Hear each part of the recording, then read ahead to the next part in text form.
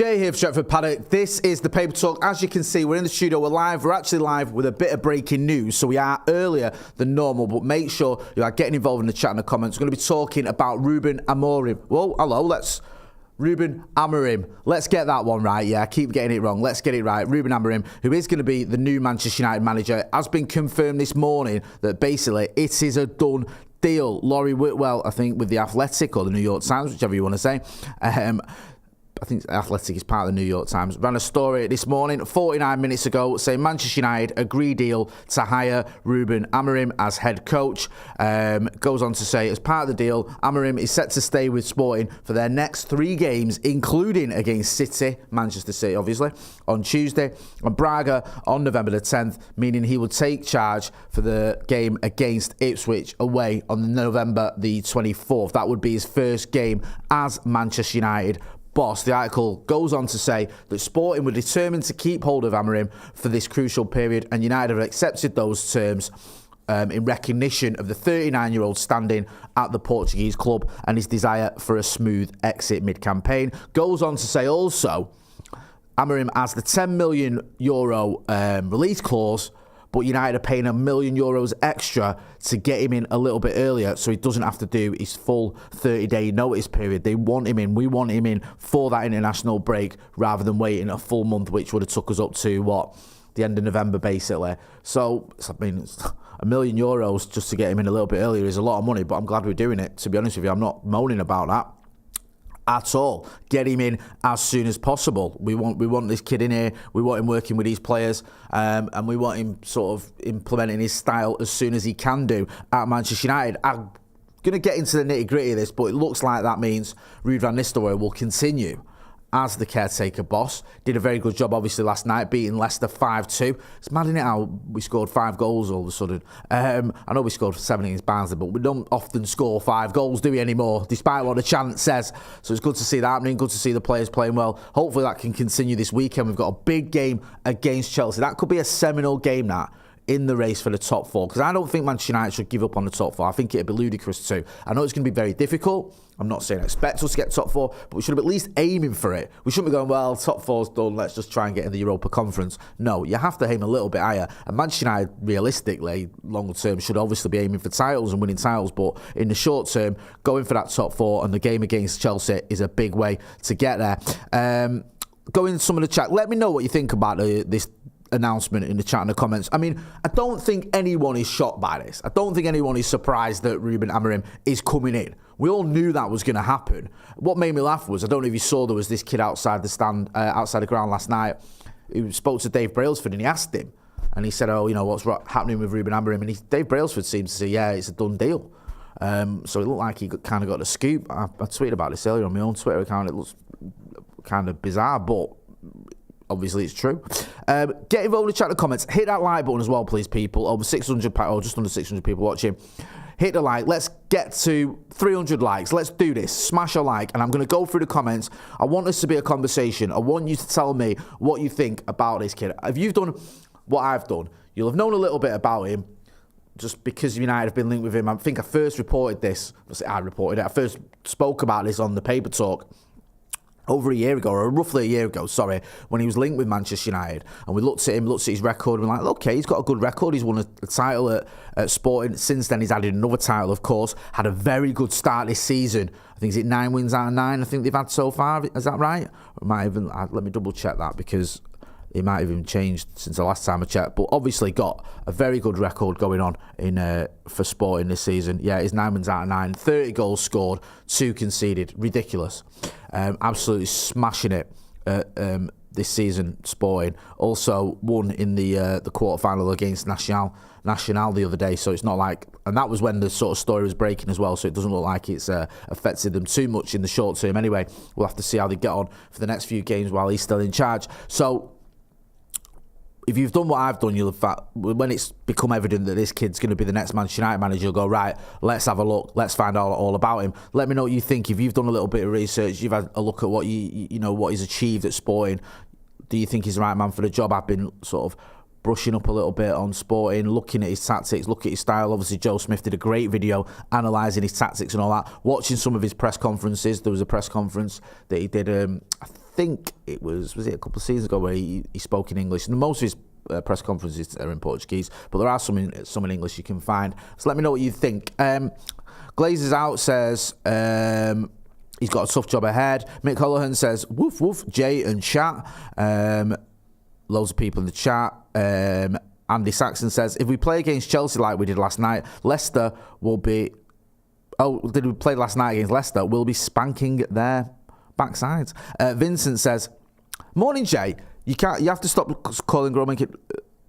Someone's never been to Manchester, and also, actually, he's younger than me, so I can. So shut up." Yashin Malahaber says Ten Hag out. McKenna versus Amorim then, or Amorim, sorry. Yeah, it will be, won't it? Because Kieran McKenna's the manager of manager of Ipswich. He was linked with a Manchester United job, wasn't he, not so long ago, Kieran McKenna. Do you remember? During the summer, a lot of people thought he might end up being the manager because there was this rumour that United were going to obviously get rid of Ten Hag, but also go for a younger manager, and it looked like Kieran McKenna could be that guy. Obviously, he signed a new deal at Ipswich. I think he signed, was it a 6-year deal he signed at Ipswich? So that didn't come to fruition. We have still got a young manager, though. Amorim, he's 39. He's the first United manager in my lifetime that is younger than me. Sean says, Jay, always the gentleman, best show. Thank you. Zlatan G8 says, great day, Jay. The only known bald right now. Well, we've still got... who have we got in our squad that's bald? Ericsson was bald. Yeah, but he's going... Have we got any baldies in the squad? I can't think. We must have someone. Jack Stevens says, reckon Housen could take over United? No. Don't even put that idea in his head. He'll probably try and, put together a conglomerate.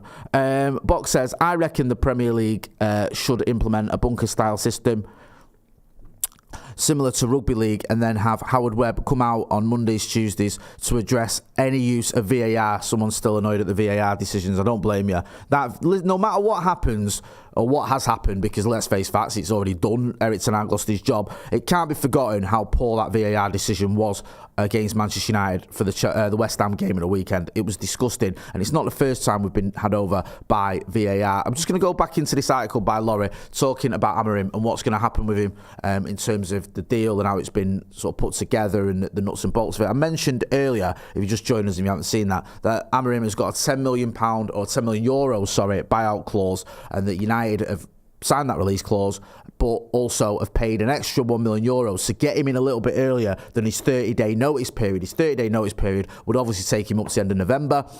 However, United paying €1 million extra so he can take charge for the game against Ipswich, so he can come in for the international break. Because I think, when does the international break start? Is it around the 10th of November or something? It's something like that, isn't it? Around that time. Then we've got, I think, the 2 weeks, and then the next game is the Ipswich game. So if he's coming in for the international break, that gives him the opportunity to work with the players. Yeah, we've got a Leicester game in the league on the 10th of November.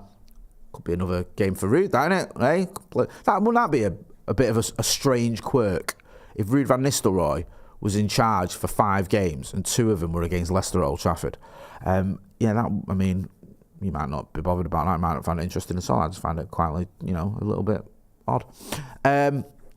So yeah, the next few games, just going through it, but United have got Chelsea this weekend, then we've got PAOK on Thursday, we've got Leicester on the 10th on Sunday. Oh, sorry, so it'd be 4 games, wouldn't it, for Ruud, not 5, forgive me, my maths isn't a strong point. So yeah, 50% of Ruud van Nistelrooy's games will be against Leicester at home. And then you've got Ipswich Town on the 24th of November. So if he comes in, Amorim, on just after the Leicester game, he'd have 2 weeks, you presume, to work with the squad for that Ipswich game. Ipswich away, a tricky game, but one that is winnable. Without being, too dismissive of Ipswich, and don't get me wrong, Manchester United are capable of losing against anyone. They are third from bottom, and they've yet to win a football match in the Premier League this season. So that's not a bad one to come in for, is it, as the new manager? Let us know what you think. Do you fancy, is that a good timing for Amorim to come in? Do you think that sort of makes sense? Are you happy with what's gone on here? You're happy with his appointment? Let me know. We've got a few more stories as well I think we're going to get into, but just before we get into them, I'm going to just go through the rest of this sort of the story from Laurie Whitwell, explaining the deal, explaining how it's happened, explaining how it's come about. It says here, there's also been conversation around further compensation to allow for the departures of the staff Amorim has earmarked to join him, namely first team coaches. Emmanuel Ferro, Adilio Candido and Carlos Fernandez, as well as goalkeeping coach Jorge Vital and sports scientist went all Steve McCran then, sports scientist Paulo Barrera. So we'll see what's going to happen in terms of bringing in his coaching staff. It says Amorim wants a satisfactory department from a club he has called home for 4 years, conscious of the bond established with supporters in 2 league title wins, and United were open to such diplomacy given the season is underway and Ruud van Nistelrooy is capable of stepping up as interim manager. Chief Executive Omar Barada and Sporting Director Dan Ashworth have been in Lisbon leading the talk for United. Van Nistelrooy will in these circumstances have a total of 4 games in the charge, as well as Leicester City in the Carabao Cup, adding in Chelsea, PAOK and Leicester again. His long-term future of the club is not certain. He said he's willing to work in any capacity Amorim sees fit. A week as United boss is at least an opportunity to enhance his CV as a number 1. So, yeah, Laurie there basically saying we're going to see what's happening with the coaching staff. There's been conversations around that. He wants to bring in some of his own people. United have just had a bit of a coaching overhaul, haven't we? Ruud van Nistelrooy came in, René Hacker came in. I think, you lost Steve McLaren obviously left, Benny McCarthy left. So there has been a big change in the coaching setup at Manchester United. Now, if Amorim wants to come in and bring in his own coaching staff, that makes sense to me. I understand it. Maybe, though, there's a place for Ruud van Nistelrooy. I think it would be good to keep Ruud on, I'll be honest with you. Have that connection to the squad already, to the club as well. Ruud van Nistelrooy knows what it's like to be at Manchester United. Now he knows what it's like to manage Manchester United, albeit only for 1 game. I think it would be good to keep some of the current setup there. You don't want a complete overhaul, but that's a conversation that the hierarchy can have with Ruben Amorim, and you'd want him to bring in at least some of his own coaching staff. It can work both ways, can it, with coaching staff? If you remember when David Moyes came in and he brought, was it Steve Round and Jimmy Lumsden, and we got rid of Rennie Merlinstein and Mike Phelan, and it was just ridiculous. And then there was the other one, was it Ralph Rangnick, who brought in Chris Amas? He wasn't even coaching properly himself. He was on a laptop listening to someone in an earpiece who was sat in Moscow. It was just a shambles. But you have to get that balance right, and the manager should be able to bring in at least some of his own coaches as well, especially a young manager like that who's coming into a new country, a big challenge. He'll want someone, I think, who knows the clubs. That's why I think Ruud van Nistelrooy would be good for him. And also he'll want the people that he knows and trusts to help implement his style and get the tactics the way he wants them. Let me know what you think about this appointment, about this news so far. Hit that like button, please, people. Reven Skywalker says, deals her. Yes. Yashin Mahaber says, happy Diwali, Jay. Thanks for all the content you always provide day in, day out. Light and love to you and the family and the Stretford Paddock family. Happy Diwali day to you as well, Yashin. Thank you. James Groom says, be surprised if Ruud left, but if he stayed, would he accept a lesser position? So I'm guessing you mean there, like, not as assistant manager, just as a coach rather than assistant. Perhaps it's a good question, that. I don't know. We'll have to wait and see. I think he said any capacity, didn't he? He was interviewed last night for Sky Sports after the game. I think it was Melissa Reddy interviewed him, and he said he's happy to stay on in any capacity. So if that is the case, you'd assume, don't know, but you'd assume he'd be happy to stay on if he was just part of the coaching staff. I think it'd be a good look. We'll have to wait and see.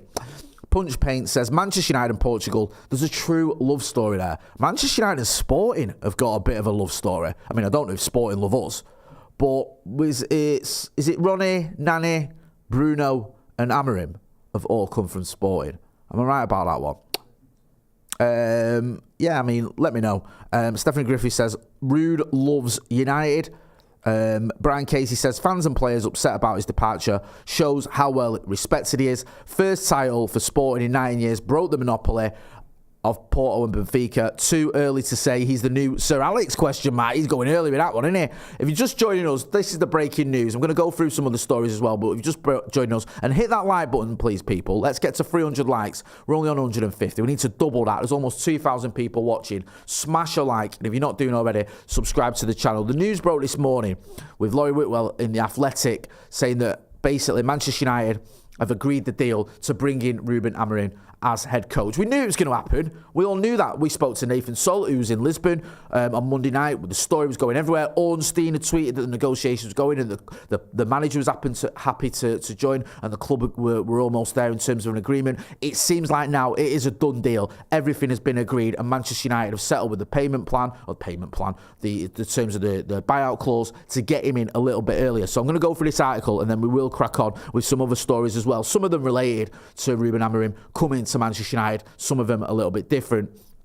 It says here in the article, United have reached an agreement with Sporting over the hire of Ruben Amorim as head coach. As part of the deal, Amorim is set to stay with Sporting for their next 3 games, including against City on Tuesday and Braga on November the 10th, meaning he would first take charge of United away at Ipswich on November the 24th. So we've got that international break from November the 10th to November the 23rd or 24th, if you want to count the day of the game. So he's got that 2-week period. I'm guessing he's going to come in then. Is that what it said then? Sorry. Yeah, Braga on November the 10th, so you presume if that's his last game, gets over to Manchester as quick as he can, and then he's got basically 2 weeks to work with the players. Sporting were determined to keep hold of Amorim for this crucial period, and United have accepted those terms in recognition of the 39-year-old standing at the Portuguese club and his desire for a smooth exit mid-campaign. Amorim has €10 million release clause in his contract, but there is also a 30-day notice period.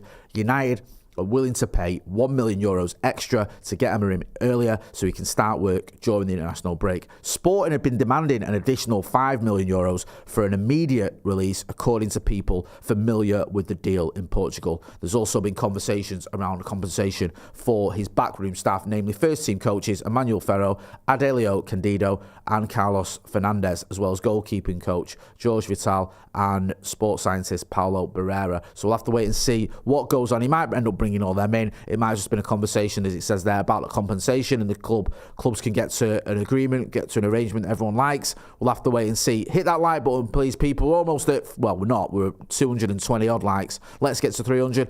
Loads of people in the comments. Glenn F says, hello, Jay. Have I missed much?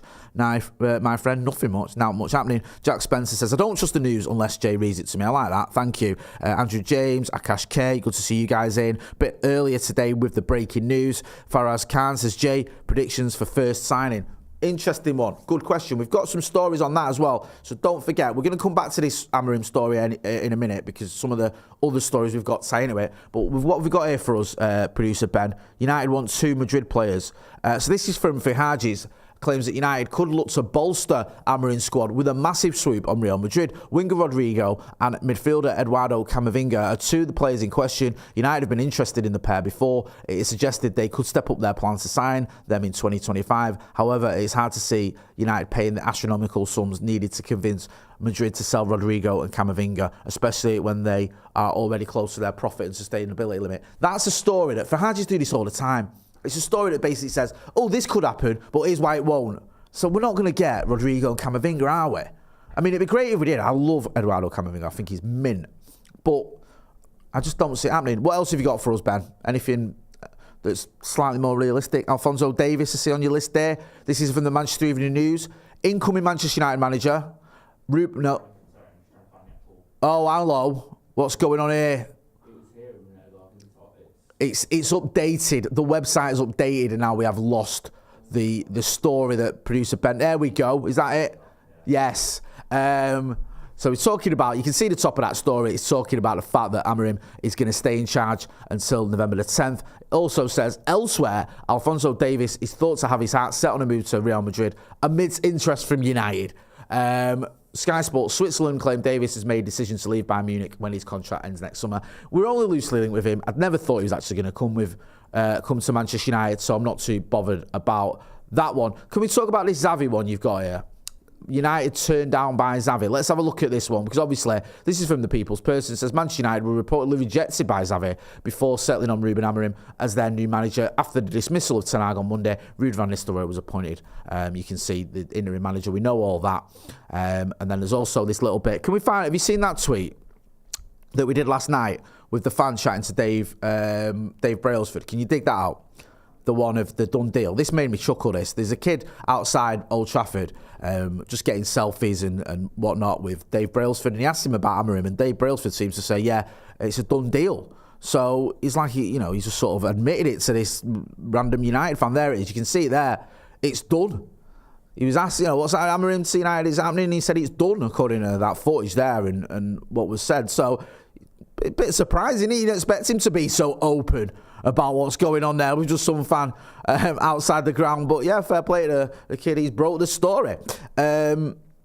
Bogdan Diachonu says, what watch is that, Jay? It's nothing flash. It was a Christmas present a couple of years ago. It's not an expensive one. UTFR says, rejected by Xavi. He says the B word, basically. He don't believe it. I'm not so sure about this either.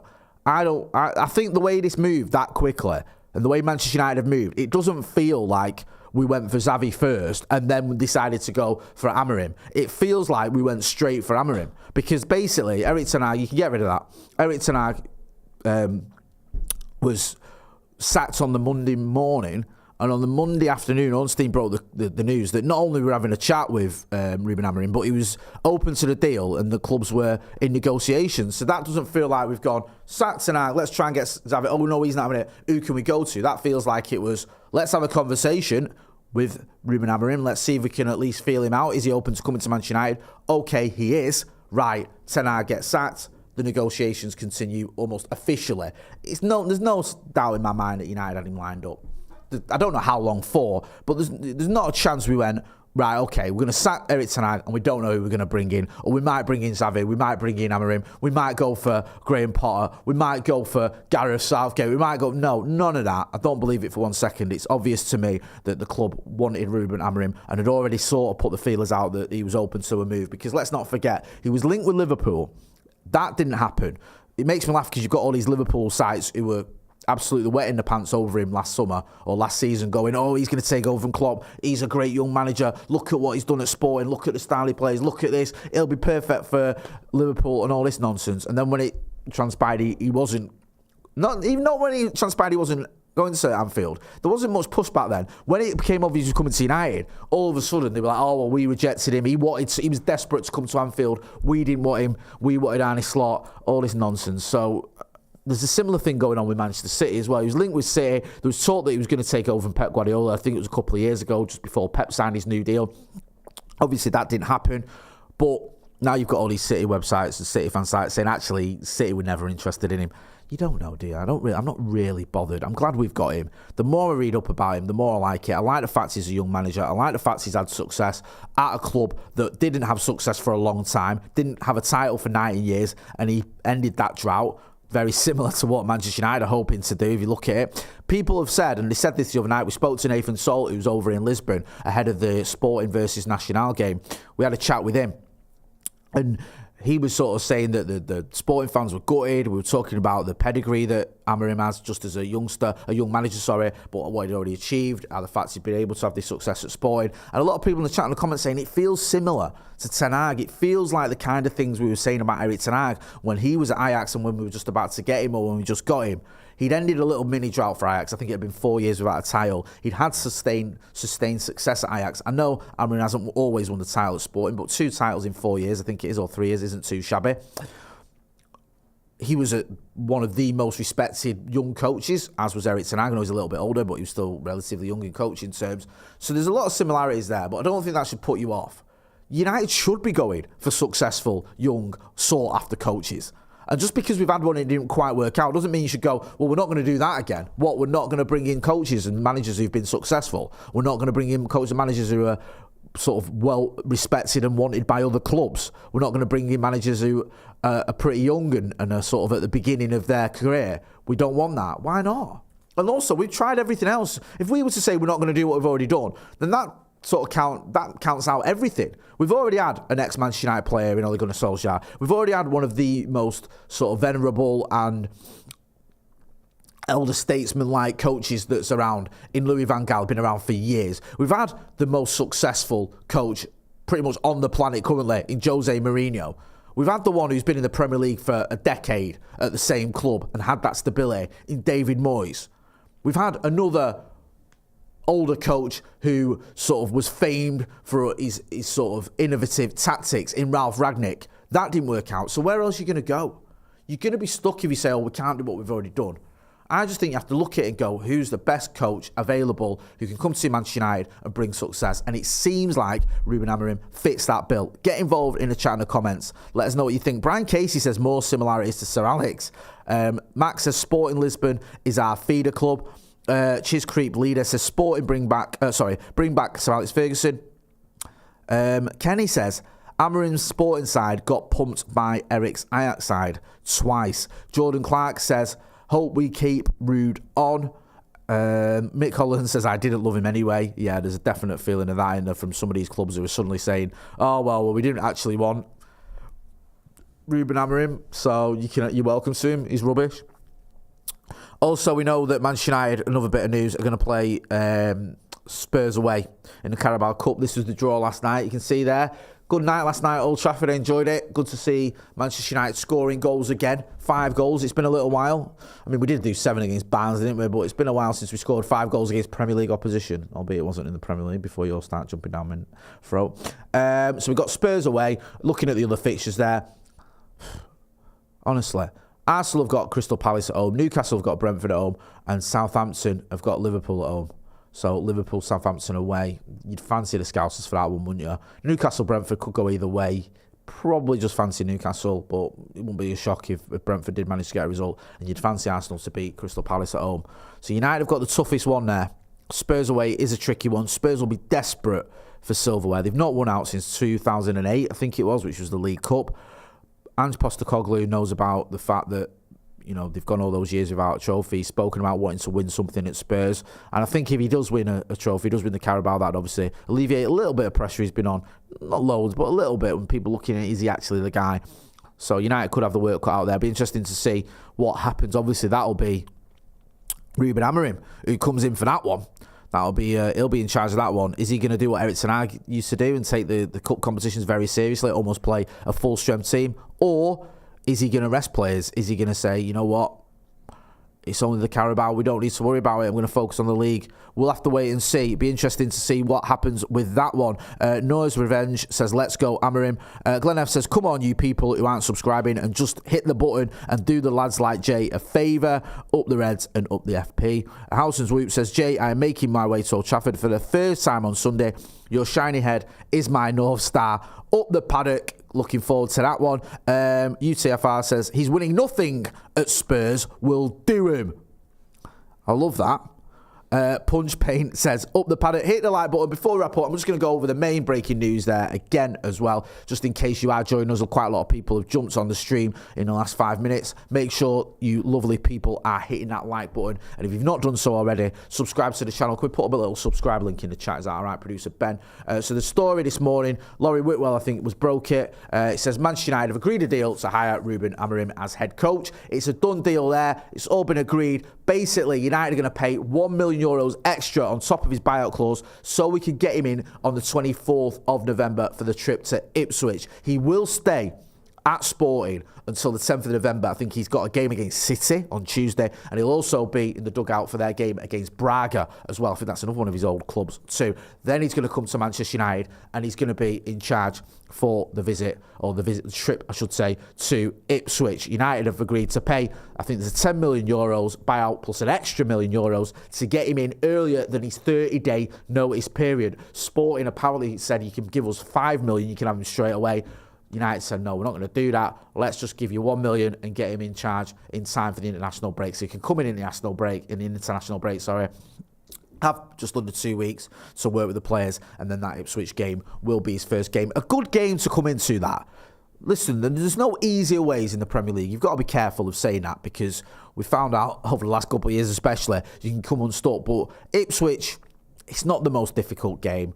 Yes, it's a tricky one, but they are third from bottom. Kieran McKenna will have a point to prove, but you look at the quality of the two teams, you'd fancy your Manchester United to do that. So that's not too shabby, is it, in terms of your first game? Coco says, loan Xerxes back to Italy ASAP, in my opinion. Yeah, I didn't have a chance to chat to you a lot about the game last night because I was actually at the game, but I see like a couple of people giving Xerxes a bit of stick. It's early days. It's early days, to be honest with you. Like, I get the fact that some people are like, oh, he's looking a bit ropey or whatever, but I honestly don't think you can judge a player after, what has it been, a month, 2 months? Sorry, a bit longer than a month, hasn't it? It's been, what, 2 months, has it? I think it's too early to say that. I'm just going to put a subscribe link in the chat. There you go. Subscribe to the channel. I'll just put a little link in the chat. We're going to be back later on today with Off the Bar. I've also got Adam McCullough at the Overlap, so we're going to have that as well. So make sure, if you've not done so already, you are hitting like, share, and subscribe. Loads of people talk about Xerxes. We'll get into all that later. I think we're going to have Off the Bar. We're going to look at some of the players that might be staying and might be going, or who Ruben Amorim might fancy and who might not want to keep around. So we'll get into all that later. Make sure you are hitting like, share, and subscribe. Love that last comment. Jordan Clark, Min, like always, Jay. Thank you. Thanks for watching.